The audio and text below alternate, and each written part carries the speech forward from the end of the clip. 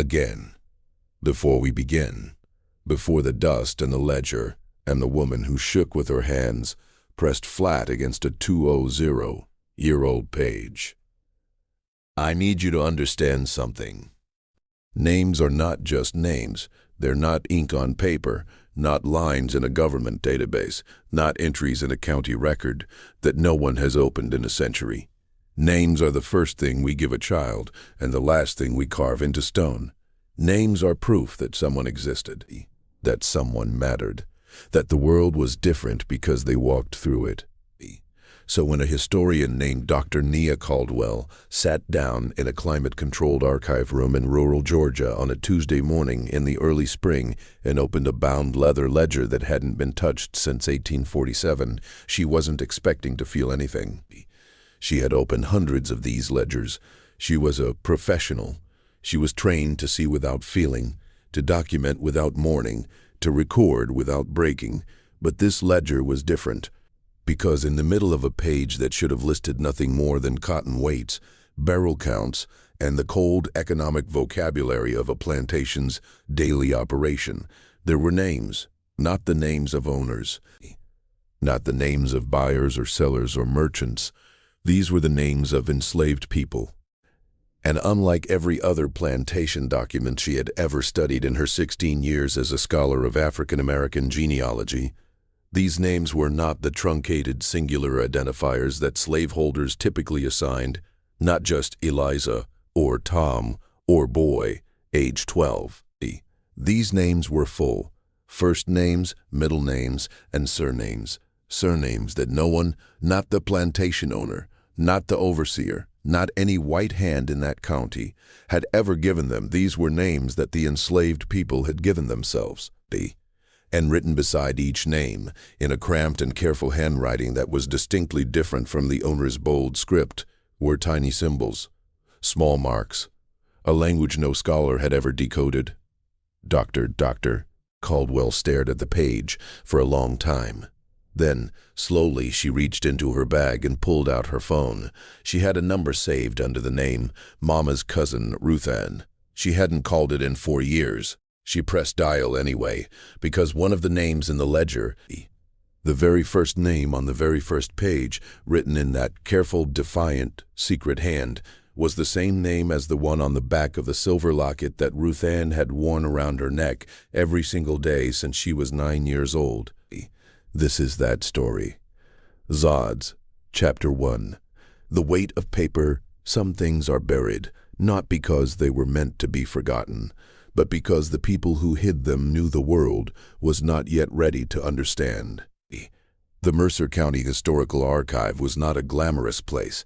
It sat on the second floor of a converted textile building, on a street that most GPS systems refused to acknowledge, surrounded by a hardware store, a shuttered diner, and a parking lot full of gravel and weeds. The exterior was the color of old smoke. The entrance was a metal door with a buzzer that never worked on the first press. And yet, on the morning of March 4th, Dr. Nia Caldwell climbed the exterior staircase with the particular energy of someone who has been doing something she loves for a very long time. She carried a canvas tote bag full of acid-free folders, 2 mechanical pencils, a digital magnifier, and a thermos of coffee that her husband Marcus had made and handed to her at the door, without a word, the way people do when they have been married long enough to love silently. Nia was 44 years old. She was the daughter of a teacher and a postal worker from Savannah. She had grown up in a house full of books and photographs that went back 4 generations, each one labeled in her grandmother's meticulous cursive on the back. Her grandmother, Estelle, had been obsessed with the family's history in a way that Nia once found embarrassing as a teenager and now understood with a clarity that sometimes moved her to quiet tears as an act of profound resistance. Estelle had refused to let the past be vague. She had refused to let the people who came before her dissolve into generality. She had given them back their specificity, their realness. It was Estelle who had first said to Nia, when Nia was about 12 years old and bored at a family reunion, You know we can't find anyone before 1870. The trail just stops. She had said it quietly, the way you say something that has hurt you for a long time. And then she had looked at Nia with a steadiness that 12-year-old Nia didn't fully understand but would remember for the rest of her life. One day, Estelle had said, somebody's going to find the door that was sealed shut. And when they do, everything on the other side is going to come rushing out. She had pressed Nia's hand between both of hers. Maybe it'll be you, baby. Estelle had been dead for 11 years. Nia had become a historian, a genealogist, and the leading academic expert in the reconstruction of African-American family lineages from pre-Civil War records. She had given talks at Harvard and Howard. She had testified before a congressional subcommittee on reparations research. She had reunited, through painstaking archival work, more than 60 families with ancestors they had lost to the silence of slavery. 60 families. 60 doors opened. 60 times she had heard someone cry in a way that sounded more like relief than sorrow, a releasing as if a breath that had been held for 150 years was finally let go. But she had never found her own door. She had searched, of course, exhaustively. She knew her family's history on one side, her mother's people, the Washingtons of coastal Georgia, back to a man named James Washington, who appeared in the 1870 census as a freedman, age approximately 35, occupation farmer. Before James Washington there was nothing, not in any record she had been able to find. The trail, exactly as her grandmother had said, simply stopped. The ledger she had been called to examine today was not related to her own search. It had been donated to the archive by the estate of a local white family, the Carvers, whose plantation had once occupied land about 30 miles north of the county seat. The family's attorney had dropped off 6 boxes of papers, and a graduate student cataloging them had found the ledger and flagged it as unusual. There's some kind of personal notation system, the student had written in a report. Names that don't match standard plantation record-keeping conventions. Possible evidence of enslaved literacy. That was what had brought Nia here. Evidence of enslaved literacy was her specific area of interest. She published about it. She lectured about it. She understood, viscerally and academically, what it meant when someone who had been told they had no right to letters had picked up a pen anyway. The archivist, a soft-spoken man named Gerald, who wore the same brown cardigan every time Nia visited, brought out the ledger in a flat archival box. He set it on the foam-padded examination table and retreated to his desk with the practiced discretion of a man who understood that what happened at that table was often private in ways that defied bureaucratic description. Nia put on her cotton gloves. She opened the box. She lifted the ledger. It was smaller than she had expected. Perhaps 11 inches by 7. The cover was brown leather, dried to a stiffness that made it feel almost wooden. The spine was cracked but intact. She opened it with careful, practiced hands. The first pages were exactly what she had expected.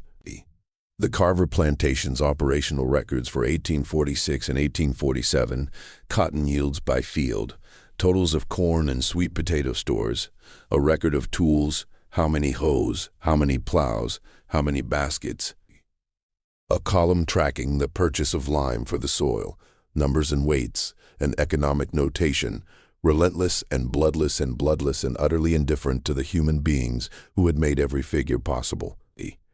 She turned the pages slowly, reading, cataloging in her mind, her pencil moving in the margins of her own notepad. She almost turned past it.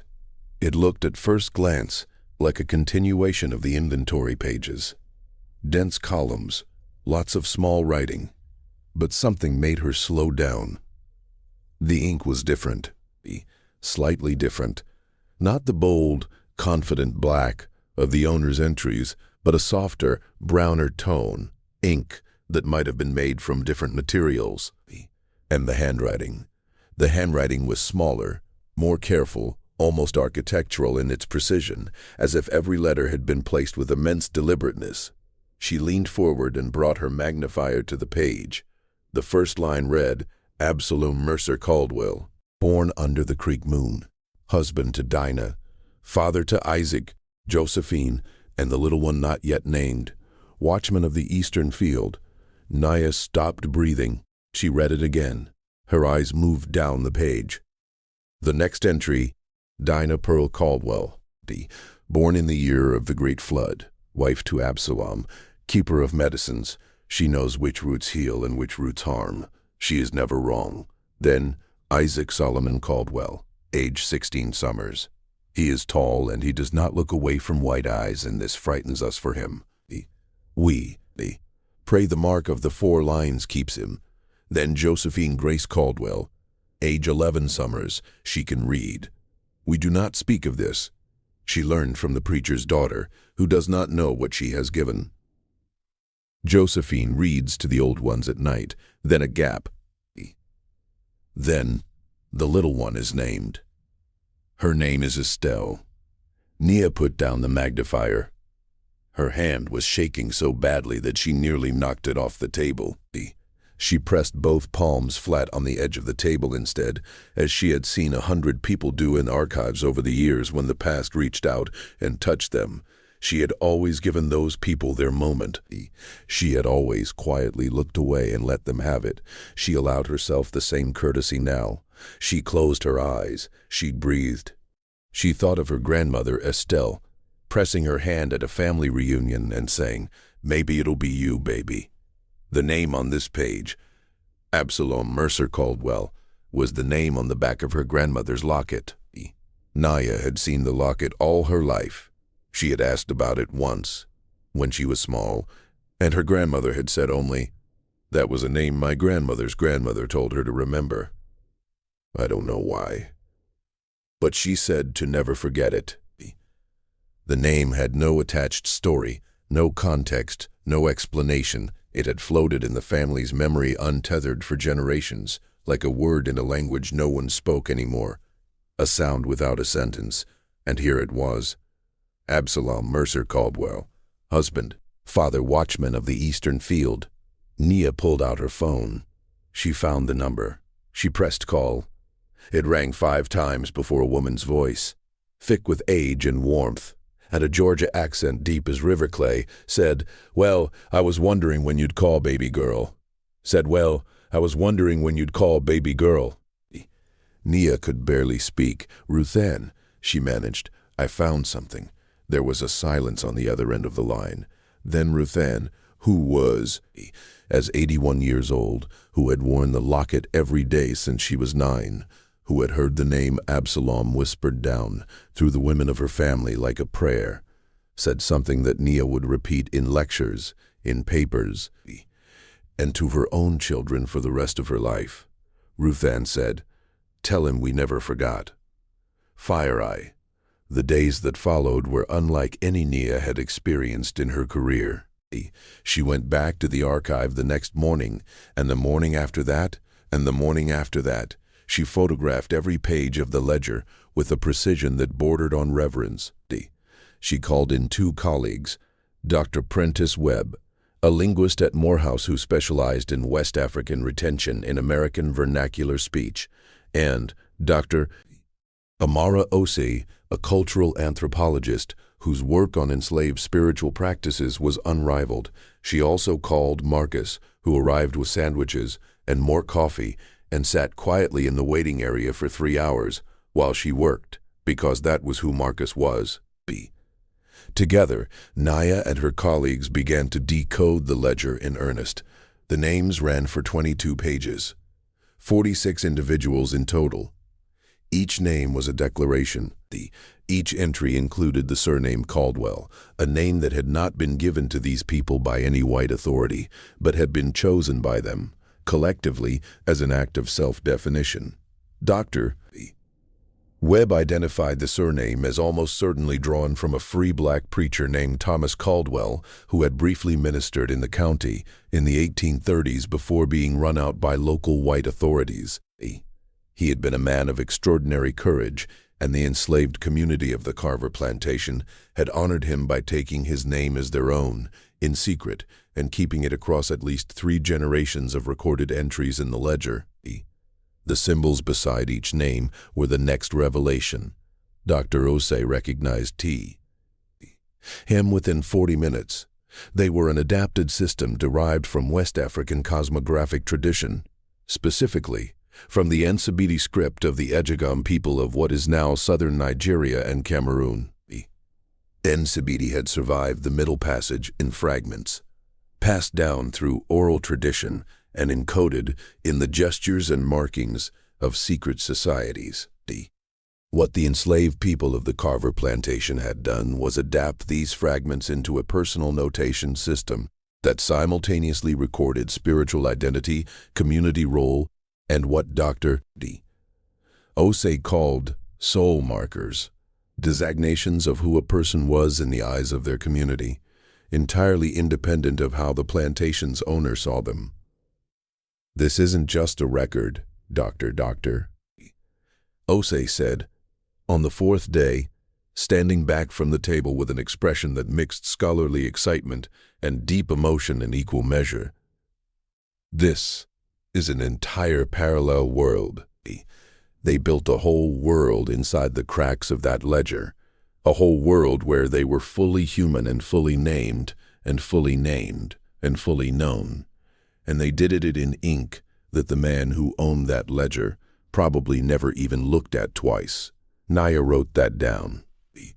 She wrote down everything, but what she kept returning to, again and again, was the entry for Estelle, the little one, born last among the Caldwell children, name given late, and beside her name the Nsibidi symbol that Dr. Name, the Nsibidi symbol that Dr.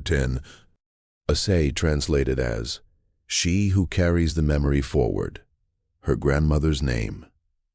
Given to a baby in 1847, carried forward by women who held on to a name without knowing why, all the way to a family reunion in coastal Georgia where a 12-year-old girl sat bored in the heat, and her grandmother pressed her hand and said, "Maybe it'll be you." Nia drove home that evening on autopilot. She parked in her driveway and sat in the car for a long time in the dark, not crying exactly, but feeling the particular fullness of someone who has been carrying an empty space for a very long time and has just discovered that the space was never actually empty, that it was full all along of people. Full of Absalom, who watched the eastern field at night and was listed in the owner's ledger as property, and in his own people's ledger as a property, and in his own people's ledger as a husband and father and protector. Full of Dinah, who knew which roots healed and which ones harmed. Full of young Isaac, who would not look away from white eyes, whom his family prayed over with marks they had carried from a continent they had never seen. Full of Josephine, who read to the old ones in the dark. Full of little Estelle, the memory carrier, whose name had traveled 179 years through the hands of women who didn't know why they were holding it, only that they were supposed to, only that something in them insisted that the name must not be let go. Nia went inside. Marcus was at the kitchen table with their 15-year-old daughter Simone, helping her with a history essay. Simone looked up. She saw her mother's face. She was a perceptive girl with her great-great-great-great-grandmother's eyes, and she said without hesitation, "Mom, did you find it?" Nia sat down at the table. She took her daughter's hands. She thought about all the things she wanted to say, about the ledger, the names, the symbols, the preacher Caldwell, the woman Dinah and her medicines, the boy Isaac and his courage, the girl Josephine and her secret reading. She thought about the weight of everything that had been carried to reach this kitchen table on this Tuesday evening. She said, "I found us." Subject to 2. What the ledger gave back, remembering someone, is not a small act. It is the most powerful form of resistance there is. Because they wanted you to forget, and you didn't. The paper ran on a Saturday. The weekend edition of a regional Georgia newspaper had. Dee picked up a short item from a local radio station's online news feed, which had picked it up from the archive's press release, which Nia had written herself at 1 in the morning, hunched over her laptop in a state of careful, exhausted precision. She had wanted the story told correctly. She had wanted Absalom and Dinah and Isaac and Josephine and little Estelle to be described with accuracy, with context, with the full weight of what their existence meant. She had succeeded, she thought, in writing something measured and scholarly and proper. None of that mattered. Because the headline the newspaper chose, Plantation Ledger, listed names no one could explain until now, spread across social media with a velocity that Nia, despite her academic profile and modest public presence, was completely unprepared for. By Sunday morning, she had 14,000 new followers on a platform she mostly used to post conference announcements. By Sunday afternoon, her university email inbox was so full it stopped accepting new messages. By Sunday evening, her phone was ringing with calls from journalists, from genealogists, from civil rights organizations, from documentary filmmakers, and from ordinary people, so many ordinary people, who had called because the story had reached into them, the same way it had reached into Nia. The calls from the ordinary people were the ones she stayed up answering. A woman named Claudette from Memphis called to say that she had been searching for her family's pre-1870 history for 30 years, that she had spent thousands of dollars and countless hours, and that when she read about the Caldwell ledgers she had, finally, for the first time, felt something she could only describe as hope. "I know it's not my family," Claudette said, "but knowing that somebody wrote those names down, that somebody thought it mattered enough to write it down in secret and hide it and preserve it, that means maybe there's something like that waiting for my family too. Somewhere." A man named Darnell from Atlanta called to say that his grandfather had always told a story about ancestors who made up a name for themselves because they refused to take the name of the people who owned them. He had always thought it was a legend, a piece of family mythology softened and romanticized by generations of retelling. But it wasn't a legend, Darnell said, his voice breaking only slightly. They really did it. Right. They really did it. Right. They really did it. They really did it. All over this country they really did it. A teacher from rural Alabama called and cried for several minutes before she could speak, and when she finally spoke, she said, "I teach 3rd grade. I'm going to tell my students about this. I need them to know." Nia talked to her for half an hour. She told her about the Nsibidi symbols. She told her about Thomas Caldwell, the preacher. She told her about Josephine, who read in the dark to the old ones, and the 3rd grade teacher wept again and said, "She was a teacher. She was a 3rd grade teacher before there was 3rd grade." Nia thought about that for a long time after she hung up. The academic response was swift and significant. Dr. Webb and Dr. Osei co-authored an initial analysis that was fast-tracked for publication in a peer-reviewed journal. A team from the Smithsonian's National Museum of African American History and Culture reached out about including images of the ledger in a new exhibition. A genealogical foundation offered funding for a broader search of Mercer County plantation records to look for similar hidden notations. The ledger itself was moved to more controlled conservation conditions, and Nia was named lead researcher on a formal project to fully document and interpret its contents. All of that was meaningful. All of that was right and proper and good. But none of it was the most important thing that happened in the weeks after the story ran. The most important thing was the reunion. It began with a message. Nia received hundreds of messages through her university website, but one arrived about 2 weeks after the story broke that made her stop mid-scroll and read it 3 times. It was from a woman named Loretta Caldwell James, 67 years old, of Columbus, Georgia. The message said, "My family has always carried the name Caldwell. We have no idea where it came from. We always said one of our ancestors gave it to us, but we didn't know who or how or why. I think I may be related to the people in your ledger. I think Absalom may be my ancestor. I have a photograph I would like to show you. Please call me if you are willing. Nia called within the hour. Loretta's voice was careful, as if she had practiced being calm on the phone and wasn't quite succeeding. She was a retired postal worker. She had 4 adult children and 7 grandchildren. She had grown up knowing only that the Caldwell name in her family was special, not something white folks gave us, something we kept for ourselves, but knowing nothing of its origin. She had the photograph her message mentioned. A daguerreotype, cracked down the middle and faded almost to invisibility, of a man standing very straight and looking directly at the camera. On the back, in faint pencil, was written, AMC, 1862. Absalom Mercer Caldwell, standing straight, looking directly into the future. The DNA testing, conducted through a genealogical research partnership, confirmed what the documentary evidence strongly suggested.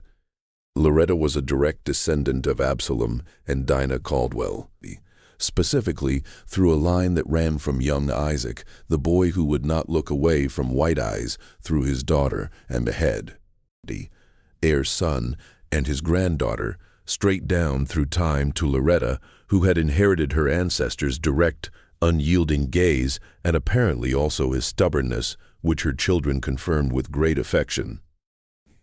The reunion took place on a Saturday afternoon in May, at a community center in Macon. Nia had organized it with Loretta's family, and with Ruth Ann's branch of the family, her own family, and with 3 other families who had come forward with compelling evidence of connection to the Caldwell ledger's names. 42 people gathered in a room that had been decorated simply, with printed photographs of the ledger's pages and enlarged versions of the Nsibidi symbols, each one labeled with its translation. Ruth Ann was the oldest person in the room at 81. She wore the locket. She had worn it every day since she was 9 years old, and she would wear it until she died, and she had told Nia privately that she wanted it buried with her. She sat in a chair near the front of the room, and she received people the way that very old women sometimes do, with a stillness and a gravity that made everyone who approached her move more slowly, more carefully, as if they were walking into a church. Nia stood at the front of the room and spoke. She had given hundreds of talks in her career. She had stood at podiums at Harvard and Howard and the Smithsonian.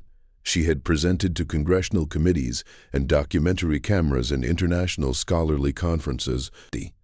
She had never been more nervous than she was in this room, in front of these 42 people, most of whom were related to her. She spoke about Absalom. She spoke slowly, because she wanted every word to land. She told them about the eastern field he watched, and what it meant for an enslaved man to appoint himself a watchman, to take on a duty of protection in a place where he had no legal right to protect anything, where everything he loved could be taken from him at any moment. She told them about Dinah and her knowledge of healing plants, knowledge that had almost certainly saved lives in that community, knowledge that was its own form of power in a place designed to strip all power away.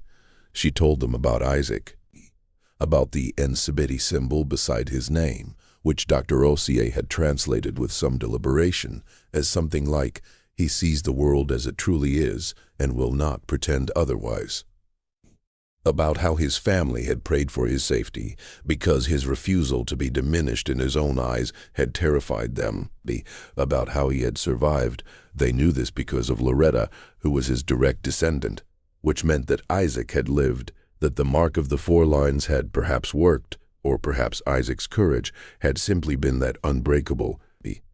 She told them about Josephine, who had learned to read in secret and read aloud to the old ones at night, about how the act of reading to someone, of translating marks on paper into spoken meaning for a person who cannot access those marks themselves, is not a small thing. It is a form of love. It is the act of saying, your mind deserves nourishment, your inner life matters, you are not only a body that works, You are not only a body that works, you are a person who thinks and imagines and deserves stories. And she told them about little Estelle, born last, named late, designated in a script that had survived the Middle Passage across centuries and an ocean as the one who would carry the memory forward. The room was very quiet. Nia could hear people breathing. She said they had no reason to believe any of this would survive. They were writing inside a ledger that belonged to the man who owned them, using a script that most people couldn't read, in an ink that might fade or smear or be deliberately destroyed. They had no reason to believe their name would last. They had no reason to believe that one day, 179 years later, anyone would sit in a climate-controlled archive and find these pages and understand what they meant. She paused. She looked at Ruth Ann, who was sitting with her hands folded and her eyes very bright and very steady. They did it anyway, Nia said. They wrote the names down anyway, because they knew that the names mattered, even if no one ever found them, even if no one ever found them, even if the ledger rotted and the ink faded and the archive burned down. The act of writing the names was an act of truth. It was Absalom saying, "I exist. I am a husband and a father and a watchman." It was Dinah saying, "I have knowledge and I use it to heal." It was Josephine saying, "Words belong to everyone, not only to people with power." It was Estelle saying, "I will remember. I will carry this forward even if I don't know what I'm carrying or why." Nia stopped. She was not going to cry in front of 42 people. She was absolutely going to cry in front of 42 people. She was absolutely going to cry in front of 42 people. She said, "They gave us their names because they needed someone, someday, to give the names back. And that is what we are doing today. We are giving them back their names. We are saying, we found you. We know who you were, not what you were worth on a balance sheet. Not how many bales of cotton you were credited for, who you were. And we are not going to let go." The room was silent for a moment. Then Ruth Ann spoke from her chair near the front. Her voice was not loud, but it carried the way very old, very certain voices do. She said, "Absalom, Dinah, Isaac, Josephine, Estelle." She said each name slowly, with a pause between them. "We hear you. We found you. And we are still here." Nobody was dry-eyed after that. Not the genealogists. Not the academics. Not Nia. Not Loretta, who reached across and took Nia's hand the way Estelle had once taken Nia's hand at a family reunion, with the same gesture, in the same motion, as if it were something passed down through the body itself, a knowledge held in the hands. Lies in the months that followed. The ledger became the center of something much larger than a single research project or a single family reunion. Dr. Webb and Dr. Osie's paper on the Nsibidi adaptations in the Caldwell ledger prompted a wave of re-examination of plantation documents across the American South. Historians began finding similar anomalies, small, overlooked variations in ink, handwriting, symbol systems, in records that had been cataloged but never deeply analyzed. The field of plantation document archaeology, as some began calling it, grew rapidly. Nia was at its center, consulting on projects, training graduate students, writing and speaking with an urgency she had always felt, but now felt with the full force of proof behind it. The story of the Caldwell ledger was taught in schools. A picture book for children was published.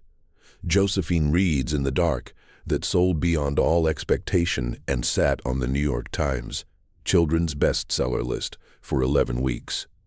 A documentary was made. Awards were given, which Nia accepted on behalf of the people in the ledger, and said so explicitly each time. Nia's daughter Simone, who had been 15 when her mother came home that evening and said, "I found us," began her undergraduate thesis 4 years later as a history student at Spelman College on the subject of resistance through naming in enslaved communities. She dedicated it to Absalom, Dinah, Isaac, Josephine, and Estelle Caldwell, who wrote the truth in the margins of someone else's ledger and trusted that the truth would find its way home. Nia read the dedication and called her daughter, and they talked for 2 hours about history and family and how sometimes the distance between losing something and find in it again is not as vast as the years would suggest. How the past is not always as lost as silence makes it seem.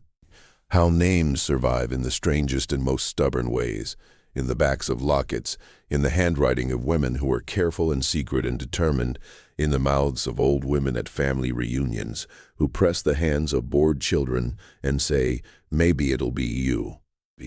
Ruth Ann died the following spring, peacefully, in her home in coastal Georgia, with the locket around her neck as she had requested.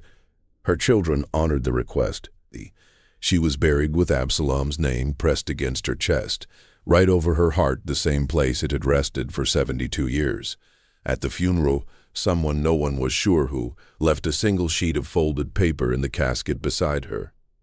On it were written the names from the ledger, all 46 of them, in clear and careful handwriting, not as a list of the dead, as a greeting, as a welcome home. Law. The most radical thing our ancestors did was refuse to be nameless. The most important thing we can do is make sure they never again. Dr. Nia Caldwell. End. No.